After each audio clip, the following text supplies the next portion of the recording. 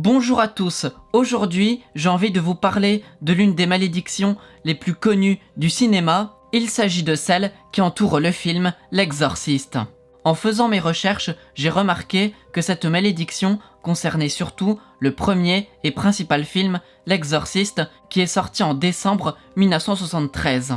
En fait, les autres films de la saga L'Exorciste seront un peu mis de côté dans cette malédiction, ce qui n'est pas le cas de la saga Poltergeist par exemple. Bon, maintenant, jusqu'à la fin de la vidéo, je vais vous parler de l'histoire de l'Exorciste et en même temps, je vais vous parler des événements troublants qui vont se passer.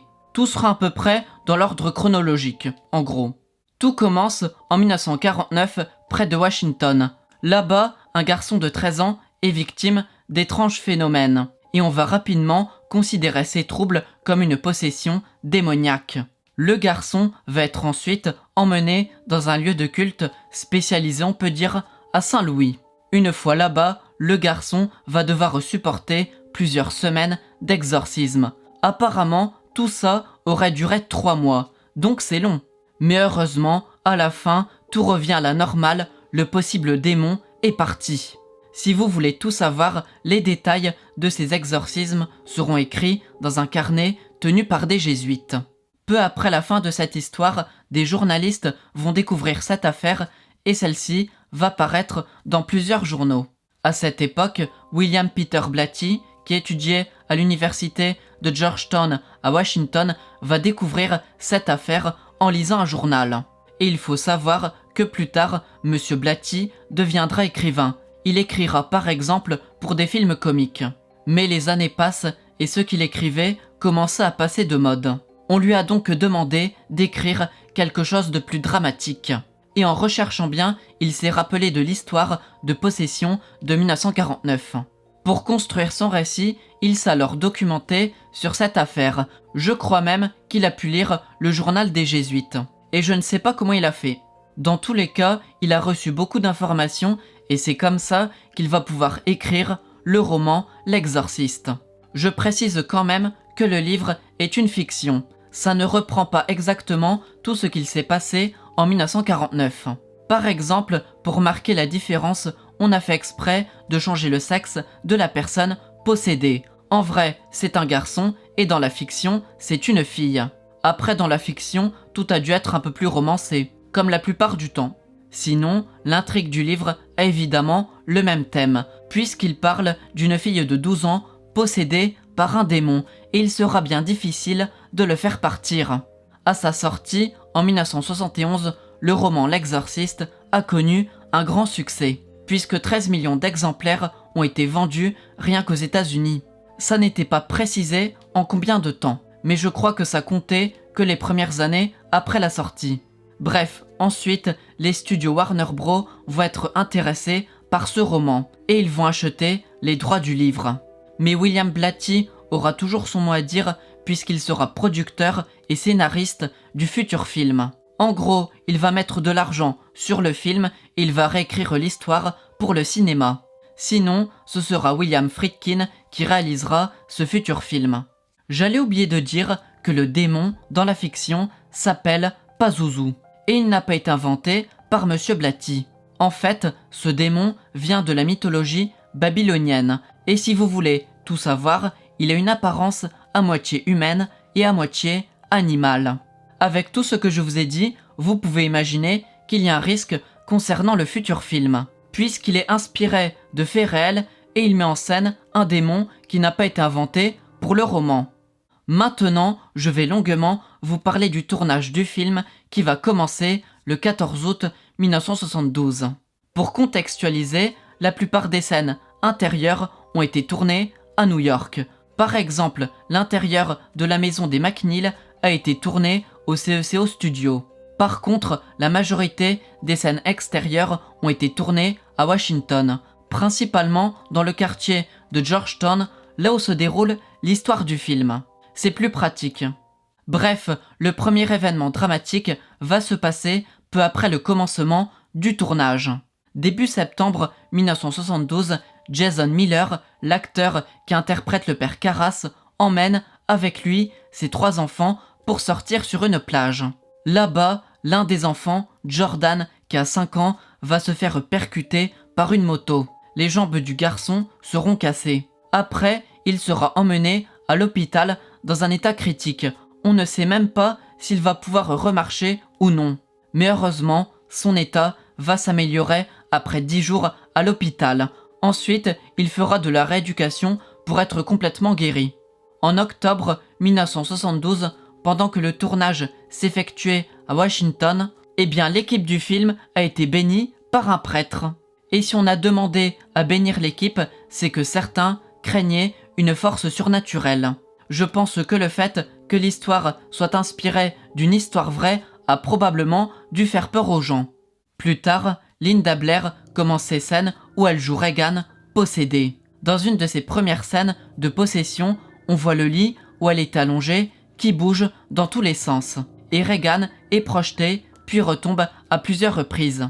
Pour réaliser cette scène, il y avait un mécanisme qui permettait de faire bouger le lit sans blesser l'actrice. Mais à un moment, une pièce de ce mécanisme s'est cassée, ce qui fait que Linda Blair, une fois retombée, s'est blessée au dos. Même si on l'a soignée, j'ai cru comprendre que même des années après, elle pouvait encore ressentir de la douleur en faisant certains mouvements. Ça me paraît surprenant, vu les années qu'ils ont passées, mais c'est ce que j'ai lu. Ellen Burstyn, qui joue le rôle de Chris MacNeil, a aussi eu un problème similaire. Dans une scène, elle empêche sa fille, donc le démon, de donner des coups de crucifix entre ses jambes. Ensuite, le démon, à travers le corps de Regan, lui donne un grand coup, ce qui la projette violemment au sol. Pour les prises, l'actrice avait un harnais qui la protégeait des chocs et qui permettait aussi de la tirer en arrière pour faire croire qu'elle est poussée. Mais pendant une des prises, vous vous doutez bien que le harnais a eu un problème. Et pendant qu'elle est projetée au sol, elle a réellement reçu un choc violent dans le dos. Et ça a endommagé sa colonne vertébrale. Sans surprise, pendant les jours qu'ils ont suivi, on dit qu'elle avait de grandes douleurs dans le dos. Et même après des années, j'ai vu aussi que cette douleur ne serait pas partie à 100% comme pour Linda Blair. Là encore, ça me paraît toujours surprenant, mais c'est ce qui était écrit. Un autre jour, Max von Sydow, l'acteur qui interprète le père Merrin, effectue sa première journée de tournage. Je crois que c'est pour la scène où il rentre dans la maison. Bref, une fois cette journée terminée, rien de bizarre ne se passe. Cependant, le lendemain, il reçoit un coup de téléphone et on lui apprend que son frère est mort. Vu que Max von Sydow avait 43 ans à l'époque, ça sous-entend que son frère est mort à un âge prématuré. Après avoir appris ça, Max von Sydow va prendre l'avion pour se rendre en Suède, puisque c'est là où vivait son frère. Et il va y rester pendant quelques jours avant de revenir pour continuer le tournage. Là, c'est moins précis, mais j'ai lu que Linda Blair aurait perdu sa grand-mère ou son grand-père pendant la période de tournage. Ça peut paraître bizarre, mais d'après certaines sources, c'était le grand-père, et d'après d'autres, c'était la grand-mère. Donc je suis un peu perdu. Bref, ensuite, moins d'un mois après avoir tourné ces scènes, l'acteur Jack McGoran, celui qui joue le rôle de Burke Dennings, est mort de complications de santé suite à une grippe. Il est décédé le 30 janvier 1973 à 54 ans, donc à un âge prématuré. Après, l'actrice Vasiliki Maliaros, qui joue la mère du père Karras, est morte le 9 février 1973. Donc là aussi, peu de temps après avoir travaillé pour le film. Et sa mort est aussi arrivée seulement 10 jours après la mort de Monsieur McGoran. Après, je précise quand même que Vasiliki Maliaros avait 89 ans. Donc, on ne peut pas dire qu'elle est décédée à un âge prématuré. Bon là, je vais devoir spoiler le milieu du film pendant quelques secondes, le temps de vous expliquer un petit truc. En vous annonçant ces deux morts, si vous connaissez bien le film, vous aurez remarqué que les personnages interprétés par Monsieur McGoran et Madame Maliaros meurent aussi dans le film. Pour le premier, son personnage meurt prématurément puisqu'il est tué par le démon, et la seconde meurt, on peut dire, de vieillesse, même si ses conditions de vie n'étaient pas optimales. Bref, tout ça relie un peu la fiction et la réalité. En dehors de ça, on dit qu'un incendie aurait eu lieu dans le CECO Studio, là où je vous avais dit qu'il y a à l'intérieur de la maison des McNeil. On dit que l'incendie aurait été causé à cause de câbles électriques. Si j'ai bien compris, il y a eu des courts-circuits. Et il faut aussi savoir que le feu s'est déclaré la nuit, le dimanche, donc l'équipe du film n'était pas présente. Heureusement. Le plus curieux, c'est que des gens qui ont travaillé sur le film sont sûrs qu'il y a eu un incendie et d'autres n'en ont jamais entendu parler. J'ai donc un peu des doutes si cet incendie a existé ou non.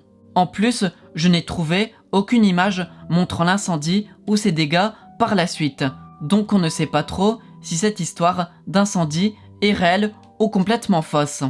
Après que certains membres de l'équipe du film s'étaient rendus compte que des événements dramatiques s'étaient produits, quelques personnes ont demandé à un prêtre jésuite de réellement pratiquer un exorcisme. Mais ce dernier a refusé en pensant que c'était inutile. Il disait aussi que les bénédictions qu'ils avaient reçues auparavant étaient suffisantes.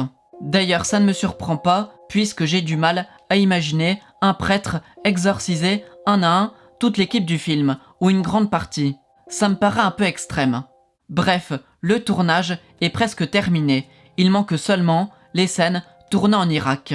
Au départ, l'équipe du film devait s'y rendre plus tôt, mais tout n'était pas encore complètement à jour concernant les visas et permis de tournage. Malheureusement, ce retard fait que l'équipe du film a dû aller en Irak en juillet, en plein été, donc pendant la période la plus chaude. Sur place, c'était compliqué, du moins j'imagine. Mais en dehors de la chaleur, rien de vraiment horrible ne s'est déroulé pendant la partie en Irak. Et pour terminer les mésaventures du tournage, là on dirait que ça a été fait exprès, eh bien une statue de Pazuzu qui devait être présente pour le film a été envoyée dans un mauvais avion et elle s'est retrouvée à Hong Kong, au lieu d'être en Irak ou aux États-Unis, donc ça n'a rien à voir. Le tournage a alors été retardé de plusieurs jours, le temps de retrouver la statue. Après beaucoup de travail et de problèmes, le tournage s'est enfin terminé le 20 juillet 1973. Il a donc duré plus de 11 mois. Mais ce n'est pas encore fini. Il y a encore toute la partie post-production à faire. Ce qui est intriguant, c'est que ce travail s'effectuera en partie au numéro 666 de la 5e avenue à New York. Ça ne s'invente pas. Pour certains, 666 est un chiffre entre 665 et 667. Et pour d'autres, c'est le chiffre du diable. Bon, après, beaucoup de bruit pour pas grand chose, puisque rien de bizarre ne s'est déroulé à cet endroit. Donc le numéro 666 n'a pas l'air d'avoir eu un effet si diabolique. Le travail n'est toujours pas fini, puisque l'équipe du film qui reste doit se rendre à Los Angeles pour travailler sur la musique et sur la voix du démon. Après, rien de terrible n'est à signaler durant cette dernière étape. Donc voilà. Pendant la longue conception du film, je ne sais pas quand exactement, j'ai vu qu'un technicien se serait accidentellement coupé le doigt ou un autre aurait perdu son pied. J'ai lu aussi qu'un technicien serait mort pendant la période où il travaillait pour le film. Ensuite, un veilleur de nuit qui gardait un des lieux de tournage serait aussi mort pendant cette période. Puis le concierge d'un des studios a été tué d'un coup de feu. Il semble que cette dernière mort soit arrivée après la fin du tournage. Pour finir, on dit que la femme d'un assistant caméraman aurait perdu son bébé. Et j'ai failli oublier de dire que la personne qui s'occupait à créer le froid dans la chambre de Reagan serait aussi morte peu après son travail pour le film. Bon, tout ça fait peur, mais je précise que pour toutes ces personnes, je n'ai trouvé aucun détail, aucun nom, aucune date et pas grand chose de plus. Donc si on m'apprend que toutes ces morts ont été inventées, je ne serais pas très surpris. Après, je n'affirme pas non plus que c'est faux, mais on ne sait pas. Dans tous les cas, j'ai lu plusieurs fois qu'au moins 9 personnes seraient mortes à cause de cette malédiction durant les années 1972 et 1973. Pour relativiser, on dit que pour trouver ce chiffre 9, on inclut par moment l'entourage des gens qui ont travaillé pour le film et non seulement l'équipe du film.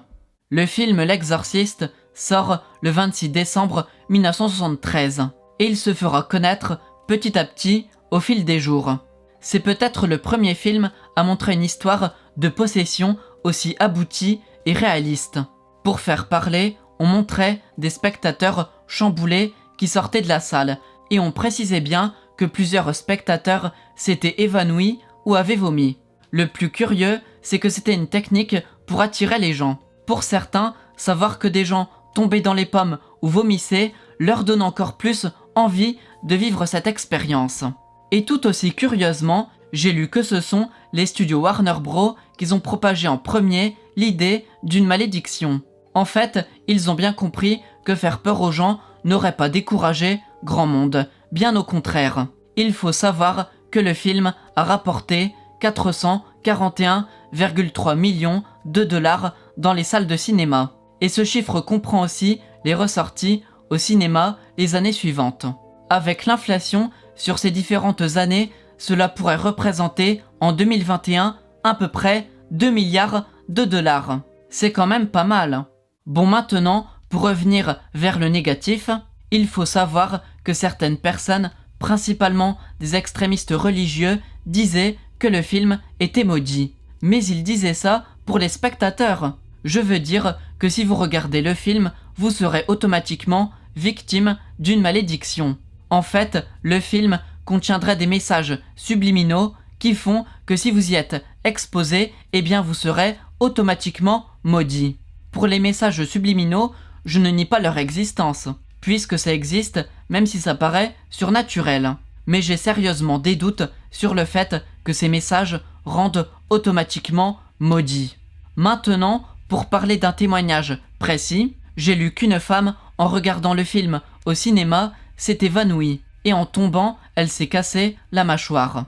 Elle a alors porté plainte contre les studios puisque sa blessure était selon elle liée au film qui lui avait montré ces messages subliminaux. Et elle a eu le bon réflexe, puisque les studios, pour passer rapidement à autre chose, ont accepté de lui verser de l'argent, en compensation. Ça m'a un peu surpris d'ailleurs, je pensais qu'ils allaient rien lui donner. Bref, pour en rajouter, certains disaient que le film était une invitation à se faire posséder par un démon. C'est bizarre, mais en regardant le film, ça me fait plus l'effet inverse. Sinon, ce que je ne comprends vraiment pas, ce sont les gens qui affirmaient que le film était maudit et qui après, ces mêmes personnes sont allées voir ce film au cinéma. Ces personnes n'ont aucune logique. Comme souvent, la stupidité des gens me dépasse une fois de plus.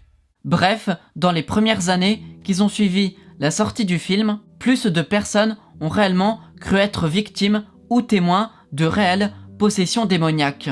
Beaucoup plus de gens s'intéressaient vraiment à l'exorcisme ou appelaient des prêtres pour les aider. Sans surprise, la plupart du temps, ces gens souffraient de problèmes mentaux divers, et non de possessions démoniaques. Après la sortie du film, donc tout le long de l'année 1974, beaucoup de gens ont envoyé des menaces de mort aux personnes qui ont travaillé sur le film. Linda Blair est l'une des personnes qui en a reçu le plus. Certaines menaces disaient qu'elle glorifiait Satan, donc elle devait mourir. Quelle bienveillance!